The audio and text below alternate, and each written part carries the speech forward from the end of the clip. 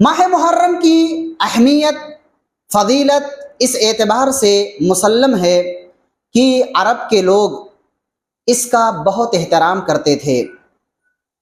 عرب کے لوگ حتیٰ کہ مشرکین یہود و نصارہ بھی ماہ محرم کی تعظیم کیا کرتے تھے، بلکہ روایتوں میں آتا ہے اگر کوئی اپنے باپ کے قاتل کو اس حرمت والے مہینوں میں پاتا تھا تو اسے گرفت نہیں کرتا، اسے چھوڑ دیتا تھا۔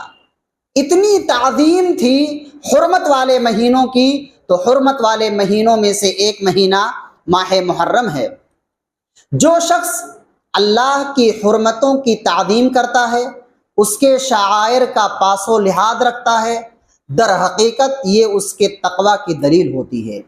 اور اس کے اندر تقوی اور للہیت پائی جاتی ہے جو حرمت والے مہینوں کی تعظیم کرتا ہے، شعائر کی پابندی کرتا ہے، کیونکہ اللہ نے کہا وَمَن يُعَظِّمْ شَعَائِرَ اللَّهِ فَإِنَّهَا مِن تَقْوَى الْقُلُوبِ۔ جو شخص اللہ کے شعائر کا احترام کرتا ہے، تعظیم کرتا ہے، تو وہ اس کے دل کے تقوی کی دلیل ہوتی ہے، اس کے متقی ہونے کی دلیل ہوتی ہے۔ دیکھیں ماہ محرم کی عظمت اور اس کی فضیلت کا کیا کہنا کہ اللہ رب العالمین نے محرم سے آغاز کیا، یعنی سال کا آغاز بھی اور اختتام بھی دونوں محرم کے، یعنی دونوں حرام مہینوں میں سے ہیں۔ آغاز بھی یعنی محرم، اور اسلامی سال کا اختتام کہاں پر ہوتا ہے؟ ذوالحجہ۔ آغاز بھی اور اختتام بھی دونوں حرمت والے مہینوں میں سے ہیں۔ سب سے افضل مہینہ رمضان کے بعد یہی محرم کا مہینہ ہے۔ رمضان کے بعد سب سے افضل مہینہ یہی محرم کا مہینہ ہے، جیسا کہ ابو ذر رضی اللہ تعالیٰ عنہ کہتے ہیں میں نے پوچھا اے اللہ کے نبی صلی اللہ علیہ وسلم ای الشہر افضل، کون سا مہینہ سب سے زیادہ افضل ہے؟ تو آپ نے کہا افضل الاشہر شہر اللہ الذی تدعونہ المحرم، کہا سب سے افضل مہینہ اللہ کا مہینہ ہے جسے تم محرم کہتے ہو۔ تو اس ماہ کی ایک عظیم فضیلت یہ ہے کہ یہ رمضان کے بعد سب سے عظیم مہینہ ہے، رمضان کے بعد سب سے افضل مہینہ ہے۔ بلکہ اس ماہ کی فضیلت کی ایک اور خصوصیت یہ ہے کہ اس ماہ کی نسبت اللہ نے اپنی طرف کی ہے۔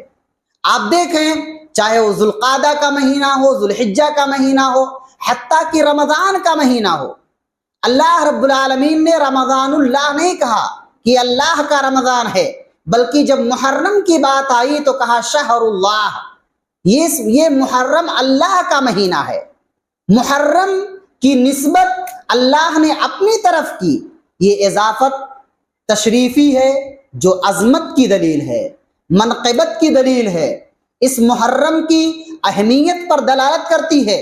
ویسے تمام مہینے اللہ رب العالمین کے بنائے ہوئے ہیں، لیکن اللہ رب العالمین جب کسی چیز کو اپنی جانب منسوب کر لے تو اس کی اہمیت پر دلالت کرتی ہے۔ جیسے آپ دیکھیں جتنی مسجدیں ہیں سب اللہ رب العالمین کی ہیں، بیت اللہ یہ سب اللہ کا گھر ہے، لیکن اللہ رب العالمین نے خانہ کعبہ کے لیے خاص کر کے استعمال کیا ہے بیت اللہ الحرام، خاص کر کے کہا ہے، اس لیے اس سے خانہ کعبہ کی عظمت ظاہر ہوتی ہے۔ آپ قرآن پڑھتے ہیں صالح علیہ السلام کی قوم کو جو معجزے کے طور پر اونٹنی دی گئی، اس اونٹنی کی نسبت بھی اللہ نے کیا کہا؟ ناقۃ اللہ، یہ اللہ کی اونٹنی۔ جتنے جانور ہیں سب اللہ رب العالمین کے ہیں، لیکن اس کی نسبت اللہ نے اپنی طرف کی، یہ اس کی عظمت اور اہمیت بتانے کے لیے۔